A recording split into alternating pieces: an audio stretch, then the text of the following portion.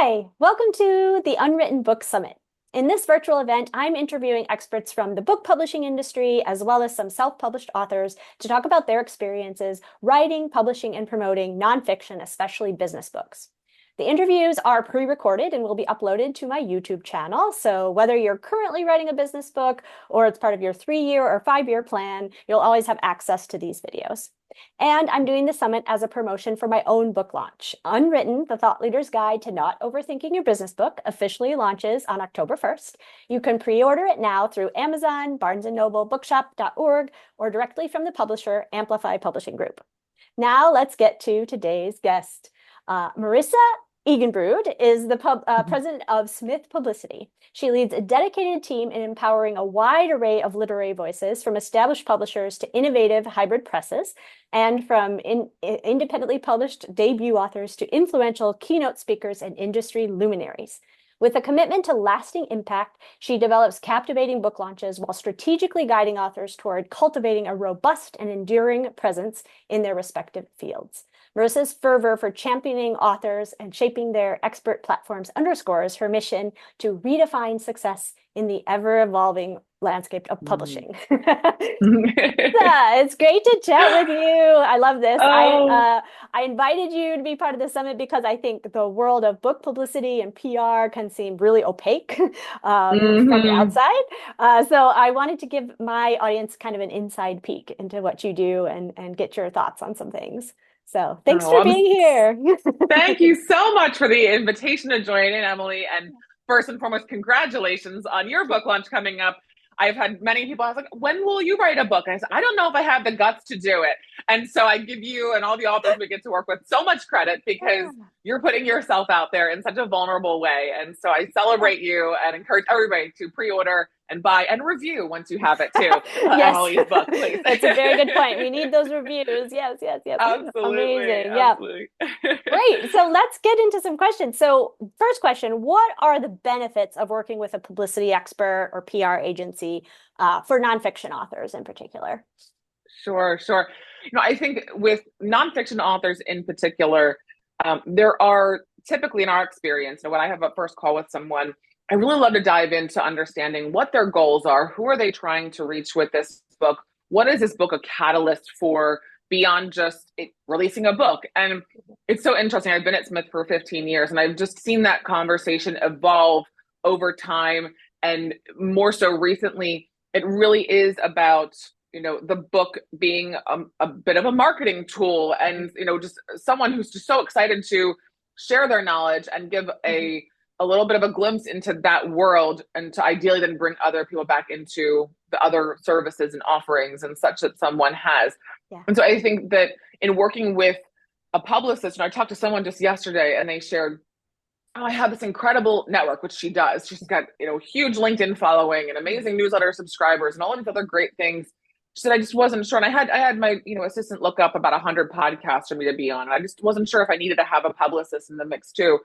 We really talked about what her goals were of brand elevation and awareness for her platform and such. And we talked about what the value of publicity is that you're bringing in this kind of unbiased, support that comes in to celebrate your work and support you.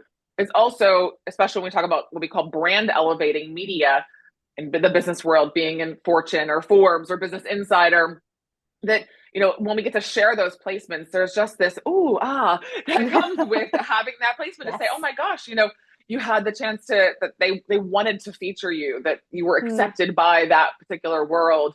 The HBR is featuring your article. It's pretty impressive to see that. And so when it comes to publicity, it so many people want to know, well, how many books will I sell if I'm in this or on this TV show or on this podcast? And I have no answer to that. It's human reaction on the other side of what someone decides to do. But it's the awareness that we're building through the world of publicity is, we have that middleman, if you will, with media between us. We get that backing from media, whereas through your marketing efforts, you get to control the narrative that goes out through social media, through website, through newsletters and such. And so it's just the fact that you're getting that backup through media to support. Now, having someone says, well, why can't I just pitch the Today Show on my own? Yeah. And there's a certain nuanced way of how we would pitch a producer at the Today Show versus how we would pitch Tim Ferriss's podcast versus how we would pitch Fortune for an article opportunity or a book review. And it's takes time. It's so much more than just relationships anymore. I think that's kind of a little bit of a misconception of the world of publicity, is that it's all about your Rolodex. Yes. We're going to go back a few decades. And that it's all about who's in that. And that's important.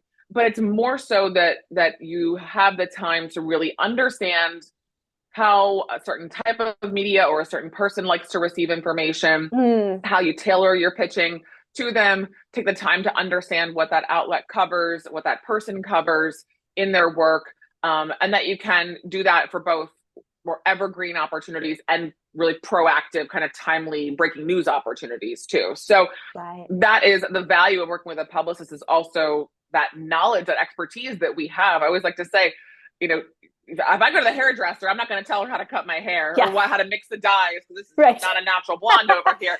So, you know, I'm not going to tell her how to do her thing. And so it's interesting when everyone says, oh my gosh, I could go and pitch all these podcasts on my own. And sure, you could do that outreach and you might have some success. I'm not saying it would be, but the scale at which we're able to do it, and with the knowledge base that we have, and some of those relationships too, that's really kind of one of the greatest values of having a publicist in mind. With Smith in particular, there's a little bit of a different mindset in how we work, in that we love to celebrate the book launch, of course. We want to celebrate publication date. We don't always want to put all of our eggs just in that one day basket. We want that to be successful and exciting. We also want to see that momentum carry on well beyond publication date, because if those goals are about brand building, are about getting people to bring you on for speaking services, consulting, coaching, whatever it might be, sign up for a program or a course, then you want to make sure that you show the relevancy of your messaging and your expertise well beyond that one point in time. And so we really like to look at it from a very holistic book and brand perspective and the way that we work.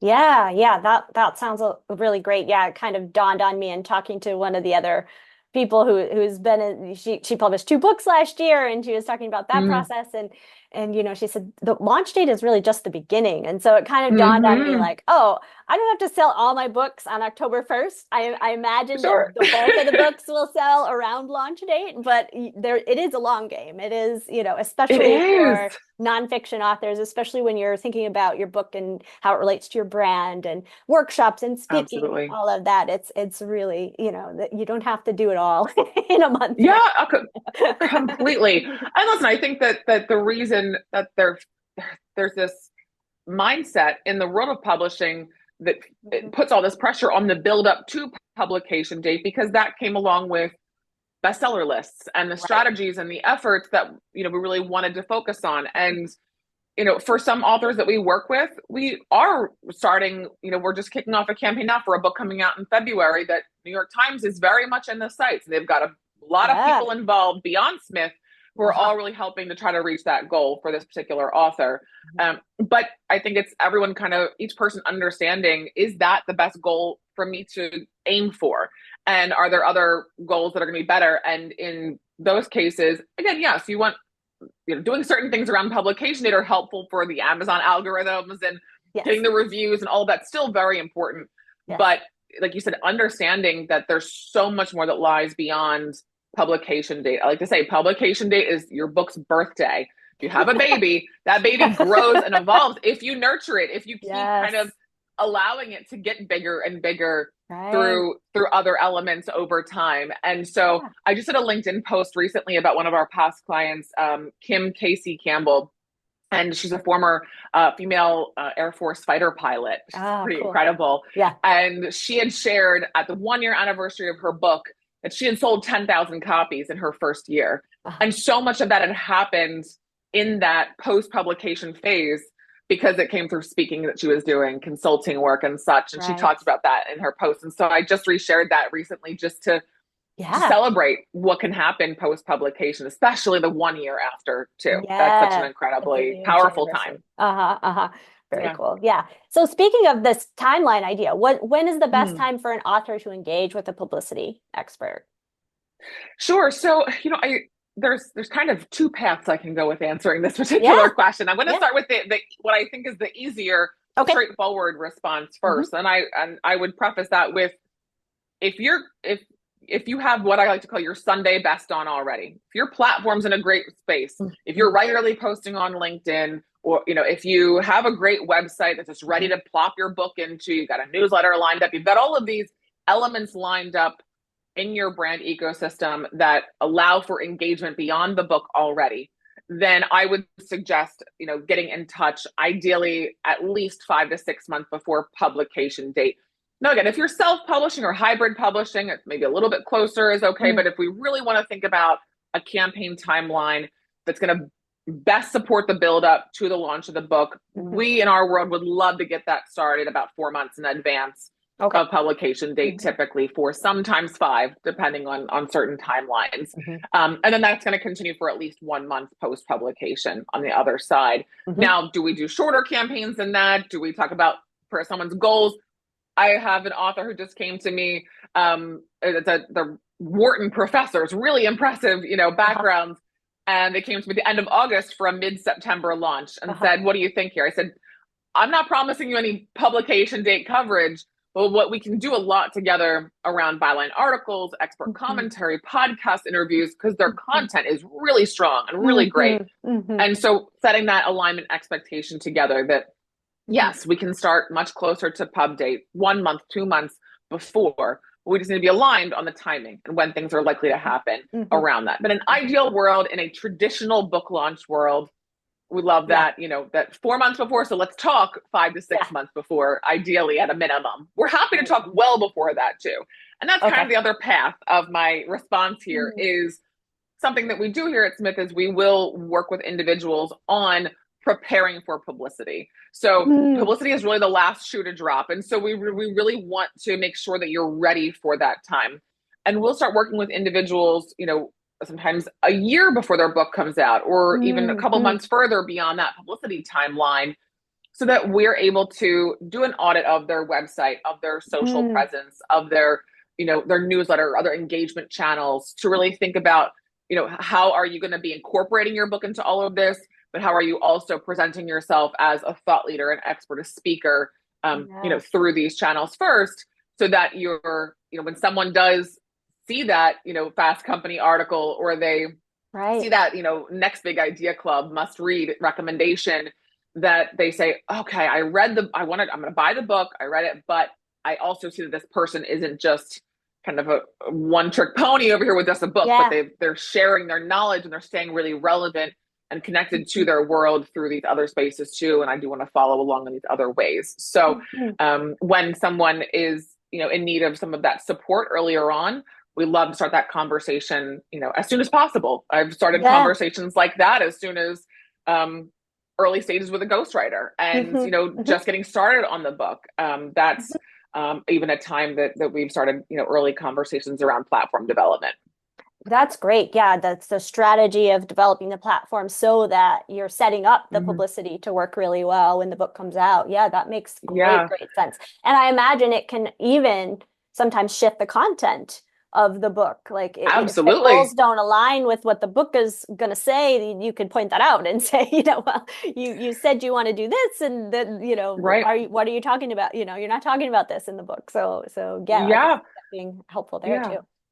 And I've seen more and more recently, I think even in our recent conversation and such, is just that I think ghostwriters, editors, everyone kind of in the earlier stages of the process, especially those who aren't within a traditional publishing house, but who are kind of the outside individuals, are really sparking these conversations around not just what do you want to write about, but why are you writing this? What do you want to happen? Like, who are you writing this for? And the more clarity we have on the front end of that, the better everything's going to kind of unfold moving forward. And so sometimes we'll just have a preliminary conversation at that stage. It doesn't necessarily mean we need to move into a whole kind of partnership together yet.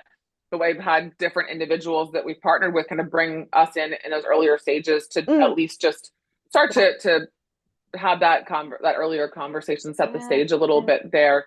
I think that the more we're doing that, and then it can feel like a lot if you're writing a book and you're trying to Yeah. get all of that out, and you're working with someone, and you probably have a full-time job, Yes. like they do, or you're Right? also, you're like, you have the job and you're speaking, or you're on boards, or you do this, like, Yes. we're, it's not lost on us that this is like becoming an Yeah. author is not like taking over your entire life. But if you're not active on LinkedIn in particular, Right. that can always start yesterday. There's never a time that starts sooner. And so I always say that even if they're not doing anything else, just start posting 2-3 times a week on LinkedIn at that early stage of the process. Because as you start doing that and you start interacting with more people and bringing more people into your world there, that's going to be more people to tell about your book launch when we get all the way to the other end of this timeline here. And so, and for some people that starts only 6 months before, and that's okay. But just knowing that the sooner you start that activity, the more people you're likely going to have to be able to tell about your book when the time comes to announce its release. Yes, yes. That is one of the things I tell people too. As soon as you think about writing a book, start talking about it. And, people get nervous. They think that somehow it's going to mean that if they don't write the book, they're going to look like fools or, whatever. And it's like, look, you're talking about your ideas, like, and you want people to get ready for a book to come. And it doesn't really matter if it comes much later than you expect or, whatever. Sure. Just talking about it and also getting the feedback makes your book better. Yes. And, just talking about it makes it easier to write. It's that's such a fantastic point. It is. It really is. Like, it's so great of what, something early on, you do a post that's connected to chapter 3 that you're kind of thinking about a concept for, and all of a sudden you see this incredible engagement in the comments, like, wow, maybe I should lean into that a little heavier, in how I'm focusing on it, or the questions that may be popping up around it. I would say too, if you're not comfortable talking about the concept of a book itself, talk about the concept, like the themes, that's the content that you're thinking about and the topic. And that's already what you're an expert on. You wouldn't be writing a book about it. So, and then talk about other people in your world who are similarly talking about that topic. So if you're working on a book that's talking about a new leadership model, we'll pull in this person and that person and celebrate their work too. And that's only going to, and if you're tagging them, that's only going to naturally bring some of their world back into your world as well. So it's important to not feel the pressure that it all has to come from your brain, and then think about how you celebrate the work of others, or, hey, I read this great HBR article on a leadership model, and you share that, you share your thoughts on it and stuff too. So It's just different any way you can think of to build in public, to show off what you're doing. That's really great. I'm curious, do you also work with authors post-publication? Like, they've published the book and they're thinking, oh, I'd really like to get more buzz going around my book.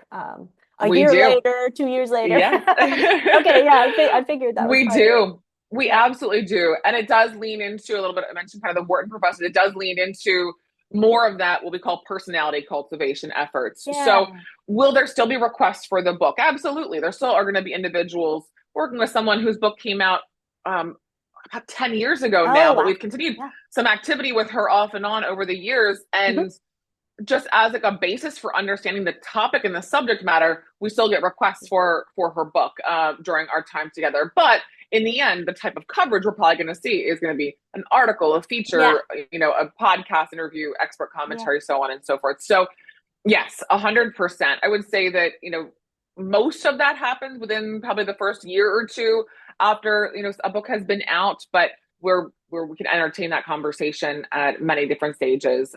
And it's been really, really fruitful in a lot. It takes a little bit of the pressure off too, not just us. I'm saying for even the author to feel like everything has to be happening around publication date, but it's actually, you're at that stage, we're creating more of this steady stream of opportunity and relevance of their messaging and their voice. So we actually, in our post-publication work, we often do kind of different types of structures in how we work. And we start with what we call some full-time activity before we scale into part-time. And that part-time means that we're pitching every other week. So it actually, we're not building up to publication date, but we're just building along the way. So it actually allows for this nice kind of long-term steady state. And we've worked with individuals for years in that kind of structure as well, because it's just, we become more of a not a book PR partner, but a brand PR partner Right, and brand PR. expertise PR partner through Right, that. sure, sure, sure. That's very cool. Last question. I'm super Sure. curious to know like the number one change you've seen, because I know you mentioned you've been working at Smith for 15 years. I'm sure you've seen a lot Yes, over that time. a little What would you say is like bit. the one big thing that's changed, or one, if you can point to Oh, something that maybe. I will sum it up in a phrase that a Okay. lot of individuals use, and that there are riches and niches. That, Ah. you know, back 15 years ago, it was all about being on NPR and Oprah and in the New Mhm. York Times. And yes, is it still impressive? We're going to take Oprah and make sure everybody knows that Oprah no longer is really in the sphere here. Like, Right. hopefully we can stop talking about Oprah and Ellen. Like, we're not. Yeah. When's the last time she did an interview? Yeah. Yes, right. Look at the question sometimes, surprisingly, Right. but yeah. So it is. It still is very beneficial to have those, again, I talk about the brand elevation kind of moments when we really think about what moves the needle Mm. in book purchases, in other ROI opportunities beyond just the book and such. In our experience, that has come from niche engagement, of knowing your niche. It's knowing who your audience is, and your audience is not just women who are 40 to 60, Mhm. because that's a lot of women who have a lot of different experiences in their life. It's Yes. knowing that it's professional women in Right. their mid-career who are working their way up to, you know, next positions, and they're Yeah. juggling X, Y, and Z. It's just, and they mainly work in manufacturing, pharmaceuticals, and this.